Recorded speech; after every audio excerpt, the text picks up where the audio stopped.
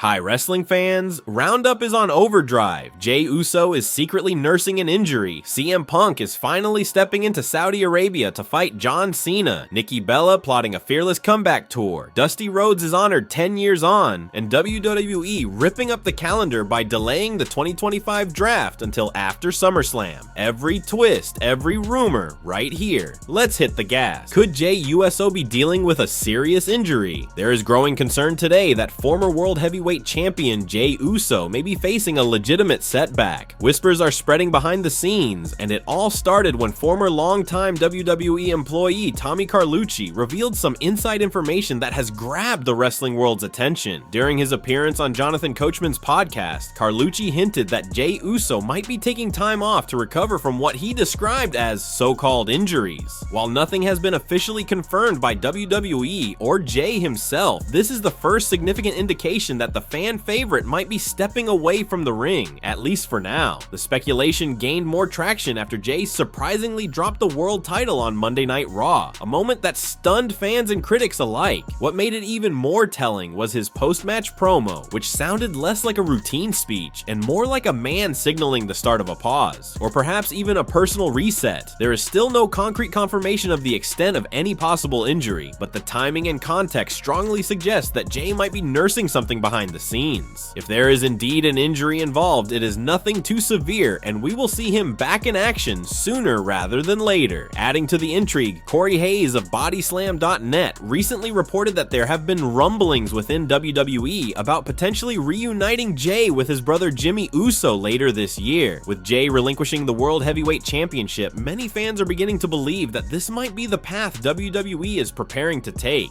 However, this raises an important creative question. How does WWE reintroduce the Usos into a storyline together after everything they have been through? The brothers have walked dramatically different roads over the past year, and bringing them back together will require a compelling narrative arc that does justice to their recent journeys. So what do you think? Would a reunion in the tag team division reignite their magic? Or is it time for Jey to continue forging his path as a main event singles competitor? Is CM Punk wrestling in Saudi Arabia? A shocking announcement on Raw has fans buzzing. CM Punk is set to face John Cena for the WWE Championship at Night of Champions in Saudi Arabia. On paper, it sounds massive, but there is one lingering question. Is CM Punk going to wrestle at the event? This match caught fans off guard for two big reasons. First, it feels like a dream match pulled out of nowhere. With Cena on his retirement tour, many believed his last big rivalries had already been decided. Second, and most crucially, CM Punk has never appeared on a Saudi Arabia card, and his past comments, especially his tweet aimed at The Miz, made it seem like he would never work a Saudi show at all. So what changed? According to a recent report from Wrestling Observer Radio, CM Punk is scheduled to compete. Punk's involvement was planned months ago when Night of Champions was first discussed. He was even part of the early promo packages before being quietly removed. But when asked if that meant he was off the show, the response was clear. Nope.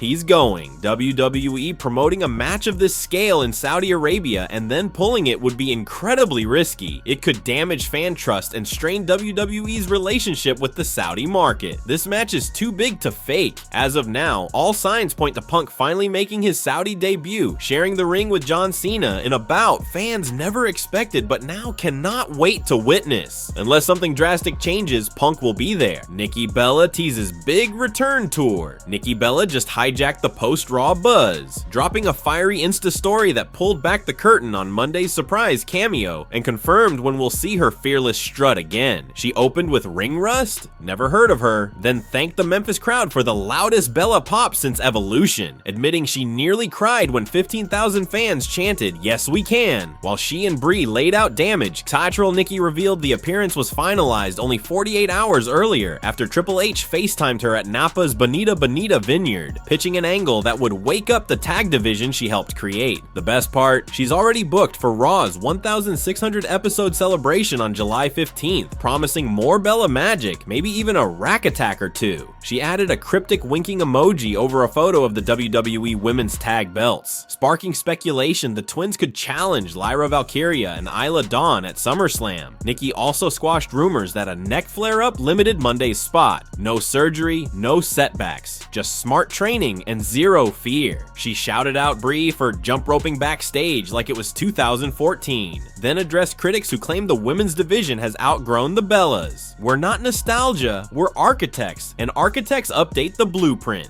Social feeds exploded, Bella Blueprint trended within 9 minutes, Rhea Ripley tweeted skull emojis, and WWE Shop crashed briefly after launching a limited Fearless Comeback Tour tee.